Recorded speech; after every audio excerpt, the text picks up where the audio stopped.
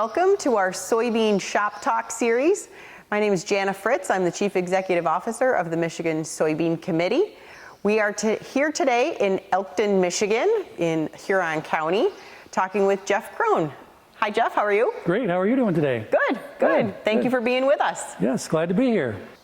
So we're here today to talk about your machine, your Pottinger machine. Yes. So this is a unique. There's not many in the country, right? Or not many in the state. Just a couple. Yep. So, but we've got a tillage tool and a planter in the same tool, right? Yes. Okay. Yes. So how long have you had this machine? We've had it about 2.5 years. Okay. Yep.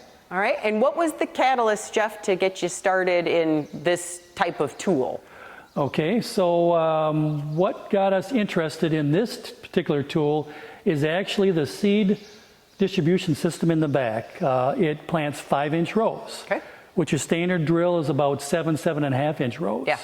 And we've done quite a bit of research on our farm here in Elkton 5-6 years ago on narrow row wheat, and we found a yield advantage to planting narrow row wheat. Okay. And so we had a other drill, was kind of small. We wanted a little bit bigger one, and this one kind of caught our eye, and it also does tillage in the front of the drill. Okay. So kind of a unique and nice combination. And so far that we've been using it the last 2 years, it's really worked well for us. Great. Okay, so tell us about the whole system on the farm, right? So you said wheat and soybeans and dry beans. Yes. Is the whole farm rotation. Yep. Okay. Yep. So with this tool, you're using it for all 3 crops. Yes. We have corn in there also. Okay. But we have a separate corn planter, 30-inch planter for the corn. Okay. And so you're in the fall. Are we tilling it all in the fall, or we're just using this tool exclusively for all your tillage needs? So we are trying to greatly reduce tillage on the farm. Obviously, that's what a lot of guys are trying to do. Yep. But this far north in Michigan, to go to 100% no-till, our growing season is not the biggest. Our heat degree units are our premium, so we're not making the leap to no-till, but trying to leave a lot of residue on the surface. Yeah. So corn stalks in the fall, we're doing like a vertical tillage and spreading some cover crop out there, and then soybeans, stubble in the fall, vertical tillage, some cover crop. Okay. Then in the springtime, we can go in, and when we plant our soybeans, we can go right in those fields and plant and seed in one pass. Okay. Without doing any spring tillage. Yep. And we're doing that on most of our fields. If it's real heavy soil and it seals off, stays wet underneath, we're still finding out a light trip with a vertical tillage tool, break the crust, let it get a little dry on top, and then take this tool in.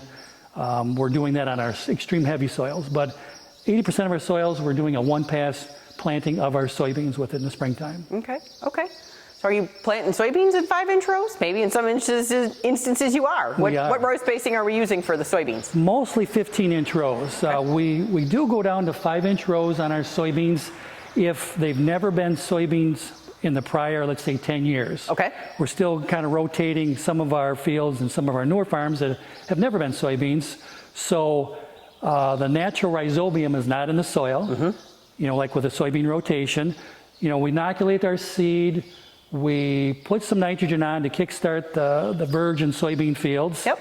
But it's never as good as, the natural rhizobium. So we're closing up the rows, going down to 5-inch rows, and getting a canopy quicker. Okay. And they don't get as big. We'll take a little bit of a yield hit, but all of our other soybeans we're planting in 15-inch rows with this drill.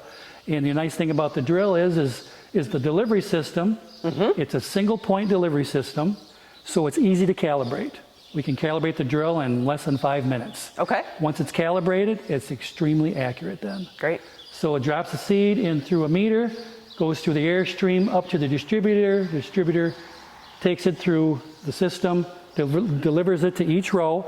But in the distributor, you can take the top off and put a different divider in there. Okay. So we can plant 5-inch rows, 15s, 20s, even 30s, Yep. 25s and 30s Yep. with it. So we're planting most of our beans in 15-inch rows, though, that have a soybean rotation. We found that that's about our best yield for us. We've tried some 30s, but 15 for us is about the best. Okay. So how about overall planter speed? Can we speed up planting with this tool, or are we going slower with this tool? Yes, no, we're definitely going faster, and it's designed for that. Since it does have the vertical tillage implement in front here, we can control this independently from the delivery system in the back, the seed delivery system in the back. So if we have fields that have very little residue and we just want to fill in our tracks of our tractor, we only go a couple inches deep. But vertical tillage tool, speed obviously is better with that. More soil action, more mixing, more chopping. So this drill is designed to go between 8 and 10 miles an hour. So it is 20 feet wide. But we're planning, we're planning about 8 miles an hour, so we can cover quite a bit of ground with it in a daytime. And it has a firming tires back here. And on European equipment, you see that's real popular, of tillage and then firming up the soil before it goes to the double disc opener in the back. And so speed does definitely help this whole entire system. Excellent. So you referenced European. This is from Austria, I think you mentioned. Austria, Germany? Yes, it actually is, the mother company is in Austria. That's where it was designed. But this actual drill was built in Germany. And then they ship them over here. How did you find this? How did you find this brand? How did you find something that Austrian, German made? Well, I made a trip to Germany a couple years ago to do some wheat research and seen types of seeders like this. So just done a lot of research. And the other drill we had wasn't quite fitting our needs, and found this one. And actually, Farm Depot in Carroll, that's where we purchased it from. We demoed it, we liked it, purchased it, and they service it very well. The service representative for Pottinger, Troy, he's fantastic, one of the best service guys we've ever worked with. And we've had no issues of getting any parts that we needed for it. Even new stuff sometimes have little quirks here and there, and been absolutely fantastic to work with. Great. So when we were talking earlier, you also mentioned cover crops and vertical tillage, and using vertical tillage with your cover crop in partnership for more soil conservation, I'm assuming. So tell me more about what you're doing on the farm with cover crops as well, and how this plays into the mix of that. So in the fall, when we harvest our wheat fields, they all get manure. We have some dairies local by that we trade straw for manure for. And they put the manure on the fields, and then they do a vertical tillage, or we do, to incorporate the manure. We let it dry out, maybe a week or so, and then we'll come in with this tool here, and we'll plant a mixture of radish, tillage radish, and oats. And pretty low rates, because it does a nice job of placing the seed, and that gets a quick canopy, gets up growing quick, helps store some of that nitrogen from the manure, and it's just, it's best for our soil. And that oats and radish then throughout the wintertime will stay green, and then the wintertime it will kill off in the springtime.